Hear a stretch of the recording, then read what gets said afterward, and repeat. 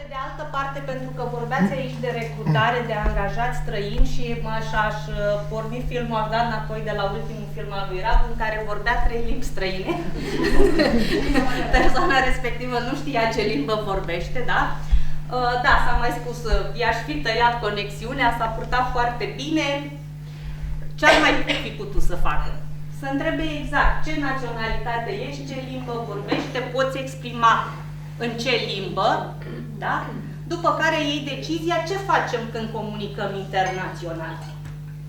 Apare una sau mai multe limbi străine, pe care unele le cunoaștem, pe altele nu le cunoaștem. Folosim o limbă internațională, engleza, da? Sau nu. Avem posibilitatea să lucrăm cu traducător, cu interpret, plusuri și minusuri la fiecare. Da? Sau ne exprimăm liber. Și atunci avem în vedere alte aspecte. În momentul în care lucrăm cu traducător, pe corespondență scrisă, să zicem, cumpărăm tractoare din nu știu ce țară. Da? Da, la licitații. La licitații, să zicem. Vorbim în engleză, nu știm să ne exprimăm într-atât de bine, nici avocatul, nici directorul de comunicare sau pe cine avem noi în firmă, angajăm o firmă, un traducător care ne face. E bine să creați relații de parteneriate pe termen lung care să vă cunoască terminologia fetelor. Este foarte important, așa cum la, da, asta e viscul. La sfârșit ce aveați? Glosar. Un glosar. Orice corespondență purtați într-o limbă internațională, dar și în limba română, trebuie să știm că vorbim de același lucru. E foarte important. Mai ales în condițiile în care, în diferite limbi străine, există cuvinte care se pronunță la fel, dar înseamnă total diferit. Și exemplul cel mai clar este cuvântul fac. Eu fac. Dar dacă acum ar fi fost aici un vorbitor de limbă engleză venit pentru prima dată, abia venit de la aeroport? Eu am avut o situație de genul ăsta în Heineken, când un olandez i-a spus unei colegii noastre: "Doamne, dar de ce vorbești cu mine urât?" Cum vorbesc cu mine? Tot îmi spui, ai fuck you, fuck you, fuck you, fuck you. Și am zis, nu, zic fuck you, Fac eu! Mai pe bune, deci eu... Da? Deci, mare atenție! Ce facem totuși când vorbim personal? Nu folosim traducător, vorbim noi personal, dar nu înțelegem. Vă amintiți, ieri vorbeați de standardele în negociere și nu știu care, cred că tu ai spus, apelăm la standardele și ai dat un acronim al unei burse de cereale. Da. Ce a făcut Radu imediat? Ce ți-a zis? Nu știu ce e aia. Da? Deci, a spus imediat nu știu ce e aia? Putea să te întrebe, da? Deci cereți explicații. Nu luați de bun ceva ce nu știți. Și o altă tehnică de comunicare, când nu înțelegeți sau vreți să validați, este parafrazarea. Adică să reluați comunicarea într-o formă pe care voi ați înțeles-o. Să înțeleg că, da? Asigurați-vă că înțelegeți bine. Comunicarea este așa cum ați spus voi, chiar ieri ați răspuns. Ce e mai greu în comunicare? Să asculți. Da? Comunicarea este despre ascultare, despre înțelegere, ascultare și ascultare activă. Ascultăm ca să înțelegem, nu ca să răspundem. Da? Și când nu înțelegem, cerem informații suplimentare, oprim, întrebăm ce e, ne asigurăm că cuvântul respectiv, amândoi partenerii sau câți parteneri sunt, înțeleg același lucru. E foarte important. În același timp, apropo de angajatul care vine la interviu și nu vorbește limbi străine. Depinde și pe ce post acum, că dacă îl luăm să muncească pe tractor, e clar că nu-i trebuie cine știe ce abilități lingvistice. Dar pe de altă parte trebuie să puteți comunica cu el, da? Să aibă un nivel la care să poată să comunice, inclusiv să-și negocieze salariul, că îl acționează și un contract, nu? Da. Bun. Ce facem când avem astfel de lucruri? Există un serviciu pe piață care se numește audit lingvistic. sunteți foarte buni în ceea ce faceți, dar nu sunteți experți în a evalua abilitățile lingvistice ale unui vorbitor de altă limbă. În cazul nostru, presupun că în engleză. Da? Deci, auditul lingvistic este procesul, instrumentul la care apelați când aveți nevoie de angajați care vorbesc limbi străine și care vă spun capacitatea de înțelegere a unui discurs. Trebuie să fiu sigur că omul ăla înțelege. Trebuie să fiu sigur că poate să producă un discurs oral în care să se facă înțeles. Poate că e nevoie și să citească. Da? Când semnează contractul, îi dau traducător sau semnează el. Trebuie să fim, așa cum voi vă asigurați că înțelegeți, la fel și partea cealaltă trebuie să fim clar că poate să înțeleagă și poate să ducă comunicarea la bun sfârșit. Cam asta așa în mare despre comunicarea internațională. Despre non-verbal s-a vorbit mult. Ieri despre bulgarii că dau din cap pe invers. Validați întotdeauna, s-ar putea să aveți, că pe agribusiness se lucrează mult cu Bulgaria. Da, unii fac așa, alții fac așa, nu mai știi, nici eu nu mai știu acasă cum face bărbatul meu, vă spun sincer. S-a europenizat, dar de multe ori, iarăși nu zic, ai zis da sau nu, lămurește-mă, da? Deci validați tot timpul, validare. După aia, datul mâinii. În Bulgaria era foarte popular, deci eu am ajuns în Bulgaria în 1998. Și primul lucru când m-am dus acolo, bărbații îmi dădeau mâna. În România nu-i dădeam mâna la pupat. Acum se dă și în mediul de afaceri din România, dai mâine, dar acolo, orice bărbat, chiar dacă te întâlnești pe stradă, îți dă mână și trebuie să te saluți cu el așa. Și faci contact direct, nu numai în momentul când faci cunoștință sau dai mâna, ci și când dai paharul. Ați încheiat contractul, ați băut șampania, ați desfăcut șampania, dați noroc, în momentul ăla te uiți în ochii omului, nu la pahar. Au fost persoane care s-au ofensat puternic că nu s-au uitat la sfârșitul negocierilor. Da? Deci, interesați-vă de toate astfel de aspecte. Pe partea de comunicare non-verbală, s-a mai vorbit aici, aș vrea să punctez niște lucruri acum în comunicarea de marketing. Comunicăm sau nu? Ne promovăm sau nu? Da. Asta e trendul. Ok. Da, nu poți, pentru că trebuie să vinzi. Comunicarea nu este neapărat, are funcția de vânzare. Există oameni de vânzare care fac asta. Dar înseamnă să-ți pui povestea. Acum. Să-ți prezinți produsul, adică nu neapărat. Fiecare, da. Produsul, povestea ta, sunt foarte multe. Haideți să facem diferența între planul de comunicare per total, care trebuie să răspundă la următoarele întrebări. Sunt întrebările la care răspunde orice știre jurnalistică. Cine face? Ce face? Când face? Unde face? Cum face? Și de ce face? Mai nou, în comunicare se spune începe cu de ce. Start with why. Da? De ce faci ceea ce faci? Deci ăsta este planul total de comunicare. Da? Acum, vă vorbea Mădălina ieri de poveste. Povestea ce este? O poveste. Da? Scufița roșie, ce este? Personaj. Principal. Personajul principal. Care ce face? Pleacă pe drum spre bunic. Trece printr-o provocare.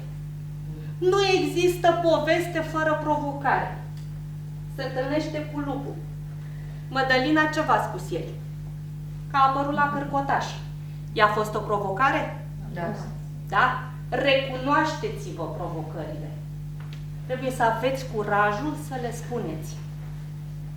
Da? După care, scufița roșie merge mai departe, trece prin niște etape cronologice, voi creșteți, dezvoltați, schimbați culturile, Se întâmplă multe în business-ul ăsta, dar totul faceți cu o motivație și cu un scop.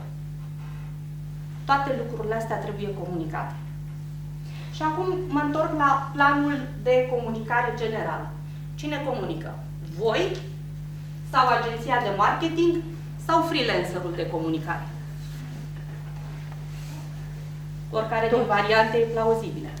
Da? Depinde de buget, depinde de nevoi, de resurse și așa mai departe. Însă, ascultați-mă pe mine că nimeni mai bine decât voi, personal, nu-și cunoaște business-ul și nu poate scrie mai bine despre el decât o faceți voi. Și nimeni nu vă poate construi un brand mai bine decât îl faceți voi. Pentru că noi am trăit. Da? Și am văzut de la bun început cum... Autenticitatea aia educată vă revine vouă, fiecăreia dintre voi. Pot să intervin? Clar. Există de foarte multe ori frustrări între cei care vor să comande sau vor să folosească o agenție de comunicare, deoarece au impresia, și aici când spun ei, mă refer, acționar, patron, manager, ce vreți voi, inclusiv doamnele de aici, da? Vreți să folosiți pe cineva care să comunice. Chit că l-angajați, fie că luați o companie de comunicare, nu contează. Frustrarea apare din următoarea situație. Cel care comunică, cum e Iulia. Iulia va veni întotdeauna către voi. Spune-mi tu povestea, spune-mi tu ce vrei să comunici. Rolul Iuliei e doar să pună fraza într-o formă elegată.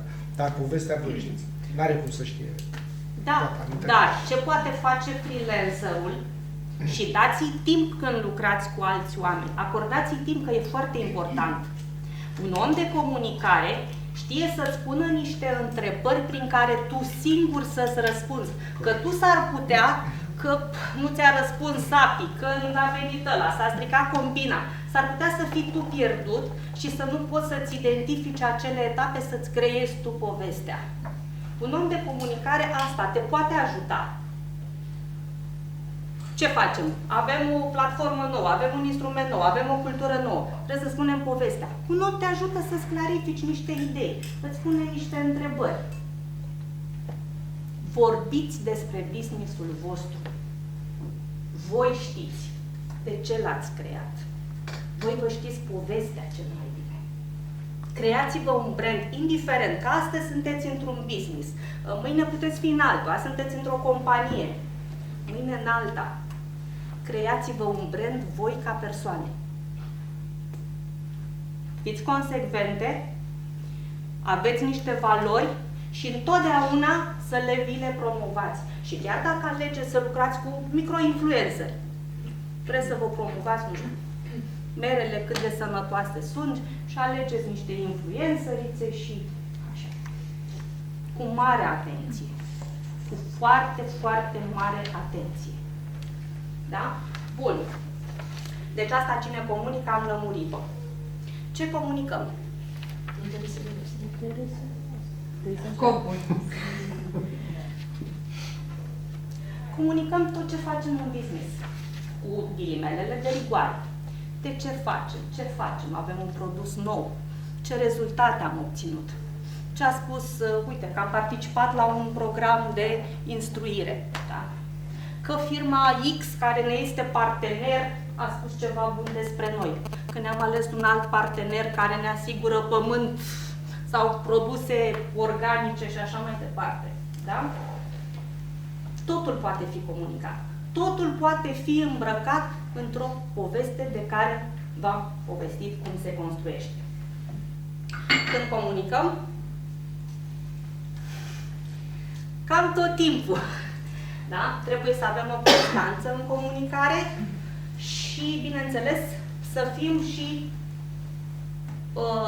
să avem transmisiuni în direct, cum spuneam noi. Vine sezonul de însămânțare? Atunci să fii la momentul... Da? Aveți un business superb. Lucrați cu natura, cu pământul, cu fructe, cu animale, cu tot ce vreți voi. Suntem într-o perioadă în care obiceiurile de consum se schimbă. Da? Tendințele se schimbă. Absolut. Deci aveți de spus la povești, fetelor. Cred că pe fiecare, dacă stăm fiecare, descoperim o groază de povești. Spuneți-le. Dar fiți voi ambasadoare. E foarte greu pentru cineva care, cu cine discutam, cu tine, da? Că dacă nu vin acolo și nu văd ce se întâmplă, poți să mă iei și spui, Iulia, scrie și despre business-ul meu. Dacă nu vin acolo să-ți văd pământul, să-ți văd ferma, să-ți văd plantația, să înțeleg ce faci, nu voi pune niciodată. Voi scrie mecanic, da? Sunt jurnalist, în fiecare zi fac știri, aș face un material imediat. N-ar fi emoție, n-ar fi autentic. Da? Deci când comunicăm bine, acum știți voi că zice unul comunică sâmbătă, comunică duminica, scrie dimineață, scrie după amiază. Îți dai seama un pic din algoritm. Unde comunicăm, fetelor? În scris. Bun, odată. Obligatoriu pe propriul site și pe propriul blog. Cât de mult vi se pare vouă că trebuie să fim pe Facebook, pe LinkedIn, pe TikTok, pe YouTube, pe toate canalele astea, sunt niște platforme care nu vă aparțin. Și dacă Marc închide Facebook-ul și ăllaltul YouTube, nu știu al cui e YouTube-ul, s-a terminat. Da? În afară de asta, dacă practic tot ce creați voi, conținutul pe care îl faceți în online, e ca o carte de vizită. Voi puneți pe Facebook în fiecare zi, dar are cineva timp să se ducă săptămâna trecută să vadă ce ați scris? Nu. Lucrurile importante. Lucrurile importante. Și optimizarea SEO, nu uitați de asta, pentru că un blog bine construit din punct de vedere SEO vă asigură comunicarea pe termen lung și este cea mai sigură investiție. Faceți-vă un newsletter care vă loializează clienții. Puneți conținut acolo, uite, la mine pe site, e ora 4 fără 10, la ora 18 să vă trimite newsletterul. Sunt eu acasă acum? Nu. E programat automat. Da, am muncit în timpul săptămânii, în fiecare zi mi-am pus un articol. E prea mult pentru voi, eu am alt tip de site, da? Dar vă puteți pune acolo ce doriți. Unde am vorbit? Cum comunicăm? Text? Neapărat. Video. Da? Și vă spunea și Mădălina. Conținut video, conținut video, voi ați întrebat-o, dar cum e greu, e ușor? Nu e ușor, uite, și eu. Sau voi ați spus, vai, Radu, de ce nu mă așteptam la tine să ai emoții? Ba da, toți avem emoții, sunt firești când vorbim în fața camerei. Și dacă n-ar fi fost Digi și îmi pun acum și zic, vreau să fac live acum un video, la fel, am emoții. Zici, da, Iulia, tu scrii. Păi da, scriu, dar nu vorbesc foarte mult. Eu nu am experiență de jurnalist de televiziune. Fac text. Ce fac? Și eu mă lupt în momentul de față să trec pe conținut video. Ce fac? Fac prima dată clipuri video în care doar să am vocea. Da? Tranziție. Da? V-a zis și Mădălina, cât timp i-a luat? Da? Și gândiți-vă că și-a început aventura în video într-o televiziune unde te trimit pe teren, nu te întreabă nimeni. Stai, nu stai, știi? N-ai cum. Bun. Deci, cum? Audio, text, video, aveți, faceți-vă sigur, nu aveți nevoie să vă cumpărați poze. Voi sunteți acolo, toate produsele le aveți, vă faceți video și așa. Da? De ce comunicăm? Am lămurit-o? Pentru cine comunicăm? Asta mai vreau să mai discutăm. Îl cunoașteți? Îl știi? Cine ți-e clientul? Nu pentru oameni. Pentru femei, pentru bărbați, pentru tine, pentru copii, pentru Radu Stănescu, pentru Liliana, pentru cine? Avatarul de client, fetelor. Cei care sunt interesați de ce faci. Trebuie să știi cu cine vorbești. Și cum te adresezi. Da? Și cu cine vorbești. Omul educat, cui vinzi tu mere, pere? Fă-i un profil. E omul care are un standard de viață care îi permite să-și cumpere mere bio, Un statut social. are un statut social, e femeie sau bărbat, cunoașteți-vă clienții, ca să știți cum vorbiți cu ei. Exact de ce vorbeam, da? Una vorbești cu mecanizatorul, alta vorbești la ANAF, altfel, da? La fel și în comunicare. Ar putea să aveți business-uri în care sunteți odată B2B și odată B2C, da? Comunicarea se adaptează. Nu aveți același tonalitate, același mod de adresare, același conținut. Avantajele astea, Iulia, zici la fel ca toate platformele cum sunteți arată. Femei au vizualizat atât, copiii, întrebări. Citiți, urmăriți toate statisticile alea, faceți-vă profile. Dacă voi sunteți... E de aici cineva care singur își ține Facebook-ul? Faceți-vă... Eu am lucrat în social media și am manageriat. Am lucrat pe un blog, pe WordPress, am lucrat foarte mult. Există Google Analytics care vă ajută să vedeți ce impact aveți. Cum spuneai și tu mai devreme, femei, bărbați, copii, vârste, ore de care se uită, județe, Absolut tot. În Google Analytics spune tot. Și când vă construiți blogurile și faceți articolele acolo, aveți în WordPress există un instrument, cred că intră gratuit, de SEO. Duceți coeficientul ăla de SEO pe anumite cuvinte cheie la cât mai mult, pentru că dacă eu acum intru pe Google Analytics și mă uit câți oameni sunt în site și ce citesc, poate să citească un articol pe care l-am scris anul trecut. Dar pentru că articolul este foarte bine scris și SEO optimizat, este găsit. Succes! Și dacă aveți întrebări, văd că și Radu a pregătit ceva. Să puneți întrebări Iuliei, încerc să sintetizez ceea ce a spus Iulia că înseamnă strategie de marketing. Punctul 0. Și a fost menționat de Iulia spre final. În primul rând trebuie să plecați de la înțelegerea consumatorului sau clientului. De aici plecați. Ce înseamnă asta? Trebuie să Cunoști nevoile. intrați în contact cu acești consumatori care vă cumpără produsele. Pot fi, pe de-o parte, intermediarii care cumpără și revând produsele voastre, pentru că ei au anumite nevoi, dar pot fi cei finali care utilizează produsul în sine, fie în producție, fie acasă, pe masă și așa mai departe. Și înțelegerea consumatorului înseamnă așa: care sunt nevoile primare, unul la mână. Adică, cu alte cuvinte, și o să înțelegeți ce înseamnă PP. Deci, care sunt nevoile primare? Care sunt așteptările? Care sunt condițiile de viață în care trăiește și așa mai departe. Pentru că în momentul în care reușiți să înțelegeți cu adevărat contextul în care trăiește persoana, grupul țintă, consumatorul, puteți să, înainte să mergeți la strategia de marketing, să definiți poziționarea produsului vostru, așa se numește. Poziționarea produsului. Ce înseamnă poziționarea produsului? Și acum o să înțelegeți un lucru foarte important. De ce unii cumpără niște produse și nu le cumpără pe celelalte?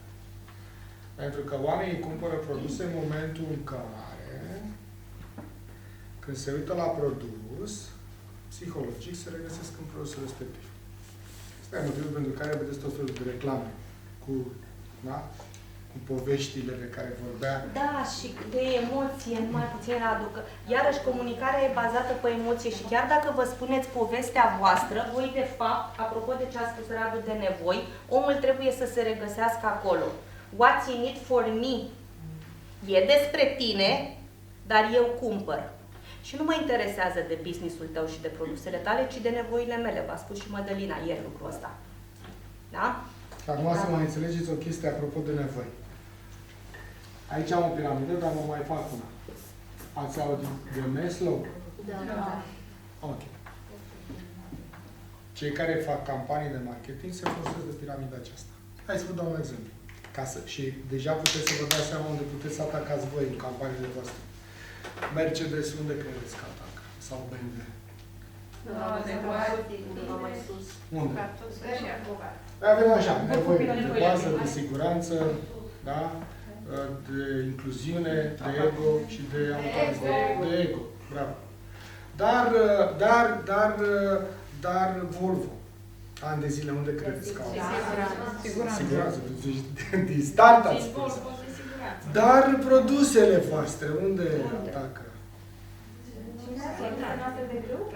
Calitate, dar nu oferă calitate, pe general. Dar mai concret. Stil de viață sănătos? Stil de viață sănătos, tradițional, înseamnă că mă duc la incluziune, bravo. Stil de viață mă duc unde? La siguranță, poate chiar și la autodezvoltare. Siguranța alimentară. Siguranța alimentară, da?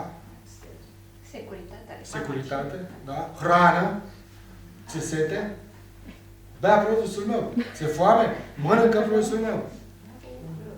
Negru, mă. Nu? Și Da? important este să vă știți, cum v-a spus Radu la poziționare, ce vă diferențiază. Că suc de mere, dacă face cineva de aici suc de mere, e mult suc de mere pe piață. Și? De ce să-l cumpăr de la tine? Să vin cu altceva. Da? Este mai bun al tău? Diferențiator. În momentul în care ați înțeles piramida lui Maslow, când poziționați produsul, poziționați ca o oglindă. Astfel încât să-l atragă pe client să-l cumpere, să-l folosească, înseamnă că trebuie să scoateți în evidență diferențiatorul, cu ce vă diferențiați voi față de ceilalți competitori. De ce ar trebui să vă cumpere pe voi? Scoateți în evidență caracteristicile tehnice ale produselor voastre, scoateți în evidență beneficiile pe care le obțin. Da? Scoateți în evidență oferta unică și mai scoateți în evidență ceva care de multe ori pare așa o chestie bla bla bla bla bla. Personalitatea brandului. Corect. Wow. Personalitatea brandului. Ca să se regăsească. Aveți treaba, asta e o chestie destul de anevoioasă, pentru că trebuie să depuneți efort să înțelegeți consumatorii. Puteți să faceți următorul lucru. Intrați în contact cu clienții cu care voi vă cunoașteți de atâta timp și încercați să faceți analiza, se numește analiza 24 de ore.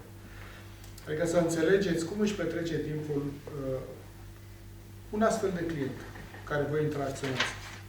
De ce? Stând și înțelegând cum își petrece viața 24 din 24 de ore, puteți să înțelegeți altceva. Canalele prin care puteți să bombardați cu informații să ajungă la el. Dacă știți că el ascultă un anumit radio sau citește un anumit LinkedIn sau Facebook sau Instagram, atunci știți unde să atacați cu comunicarea. Și acum, ce înseamnă strategia de marketing? În primul rând, voi trebuie să aveți clar în minte ce vreți să comunicați clientului timp de 1 an sau 2 sau 3 ani de zile de acum încolo. Un singur mesaj. Îl tocați cu un singur mesaj. Ăsta e mesajul pe care se numește platforma de comunicare. Adică mesajul clar, cheie, pe care vreau să-l transmit clienților despre business-ul meu, despre produsul meu. Cum? Transparent. Ca și tactică. Dar mesajul trebuie. Ce vrei tu să știe clienții despre produsul tău? Dar un lucru esențial. Cu moto.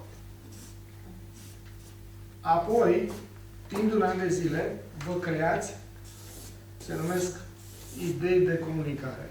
Asta e platforma de comunicare care înseamnă mesajul. Mesajul. Da? Despre business-ul sau despre produsul vostru. Ideile de comunicare activează mesajul și creează oportunitatea de a comunica despre produsul vostru. Ca de exemplu, exista un unt Bertoli, nu, un ulei, scuzați-mă, ulei italian Bertoli. Da?